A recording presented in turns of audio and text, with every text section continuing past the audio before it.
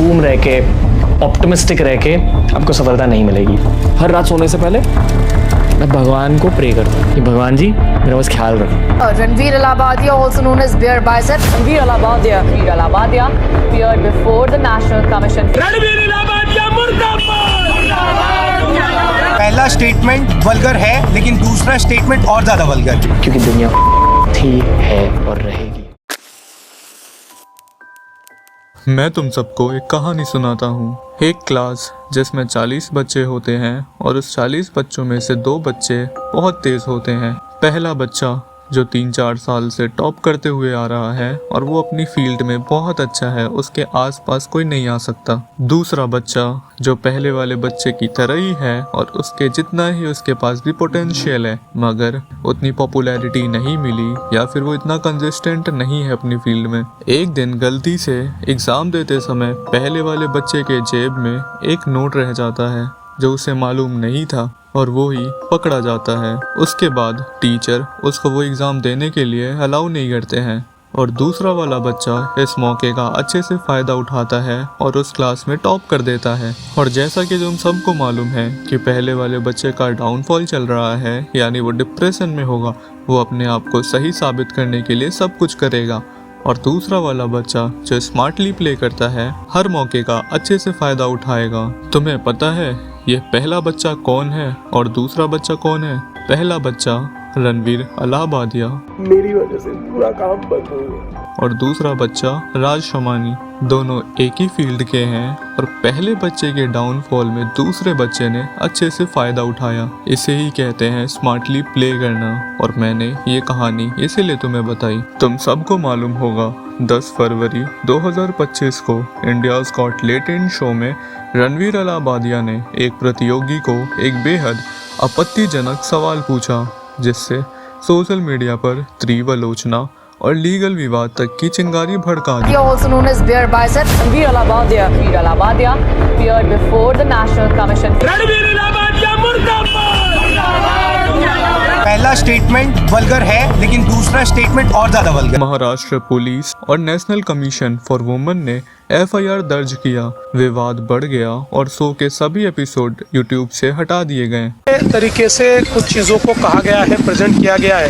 अब अगर पहले वाले बच्चे के साथ इतनी सारी चीजें होंगी तो दूसरा बच्चा तो इसका फायदा उठाएगा ही। और राज शमानी ने अच्छे से फायदा उठाया, अपने ब्रांड और कंटेंट की वैल्यू बढ़ाई। राज शमानी की पहचान एंटरप्रेन्योरशिप है, स्टार्टअप्स है और वेल्थ बिल्डिंग है और बिजनेस इनसाइट्स पर आधारित है, जो रणवीर की होलिस्टिक सेल्फ इम्प्रूवमेंट से अलग है। जैसे जैसे रणवीर के ब्रांड इमेज में ट्रस्ट गिरा, राज शमानी का सेफ, प्रोफेशनल और बिजनेस कंसेंट्रिक कंटेंट और मजबूत रूप से शाइन करने लगा।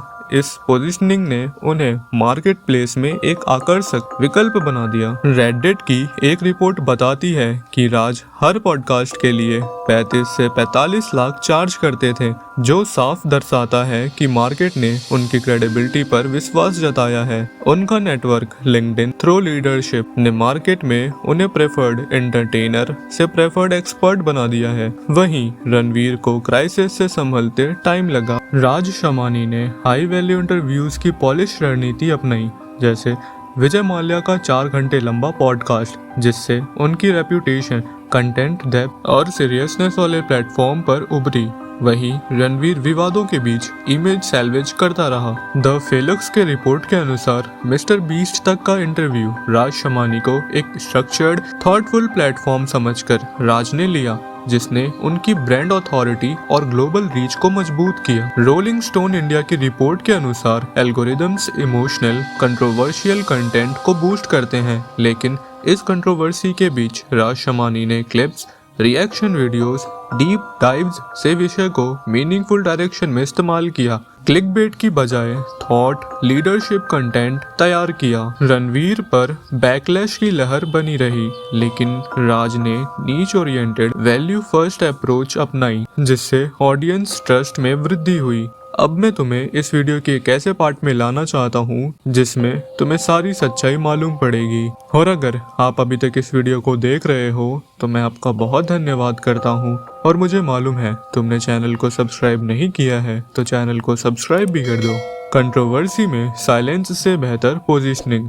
रणवीर विवाद में फंसे रहे। राज ने काम और कैलकुलेटेड तरीके से अपने ब्रांड को प्रमोट किया। ब्रांड्स अब एंटरटेनर से ज्यादा ट्रस्टवर्दी एक्सपर्ट्स की ओर झुक रहे हैं, जिसमें राज का स्ट्रॉन्ग फुटहोल्ड है। राज शमानी एंटरप्रेन्योरशिप और स्टार्टअप इकोसिस्टम से जुड़े यूथ में डीपली रिजोनेट करते हैं, जबकि रणवीर की अपील ब्रॉड थी पर ट्रस्ट कॉम्प्रोमाइज्ड होने पर परेशानी हुई। अब इस वीडियो का निष्कर्ष, राज शमानी ने रणवीर अलाहाबादिया कंट्रोवर्सी का अपॉर्चुनिस्टिक फायदा नहीं उठाया, बल्कि अपनी consistent business oriented brand strategy, insightful interviews और पीआर सेवी मीडिया एंगेजमेंट के जरिए इस मौके वैल्यू बेस्ड पोजीशनिंग में बदला।